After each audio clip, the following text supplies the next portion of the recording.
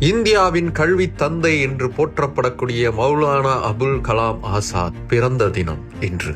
ஒரு பத்திரிகையாளராக தன்னுடைய பயணத்தை தொடங்கி இந்திய சுதந்திரத்திற்காக தன்னை முழுமையாக அர்ப்பணித்தவர் மௌலானா அபுல் கலாம் ஆசாத். காந்திய கொள்கைகளில் முழு ஈடுபாடு கொண்டு அந்த வழியிலேயே இந்தியாவின் விடுதலைக்காக போராடியவர். பல போராட்டங்களை முன்னெடுத்தவர். அதற்காகவே ஆங்கிலேய அரசால் பல தண்டனைகளையும் பெற்றவர். இந்தியா விடுதலை அடைந்த பின்னர் இந்தியாவின் முதல் கல்வித்துறை அமைச்சராய் பதவிக்கு வந்தவர். அந்த பதவியில் அமர்ந்து அவர் செய்த காரியங்கள் மிக மிக முக்கியமானது. இந்தியாவில் இருக்கக்கூடிய ஒவ்வொரு கிராமத்திற்கும் கல்வி அறிவு போய் சேர வேண்டும் என்று பாடுபட்டவர். அதற்கான திட்டங்களை வகுத்தவர். வயதில் வளர்ந்தவர்களுக்கும் கல்வி அறிவு கொடுக்க வேண்டும் என்று வலியுறுத்தியவர். அவருடைய முன்னெடுப்பால தான் பல யூனிவர்சிட்டிகள் இந்தியாவில் உருவாச்சு. இந்தியாவில் முதல் IIT உருவாகுவதற்கே காரணம் அபுல் கலாம் ஆசாத் தான்.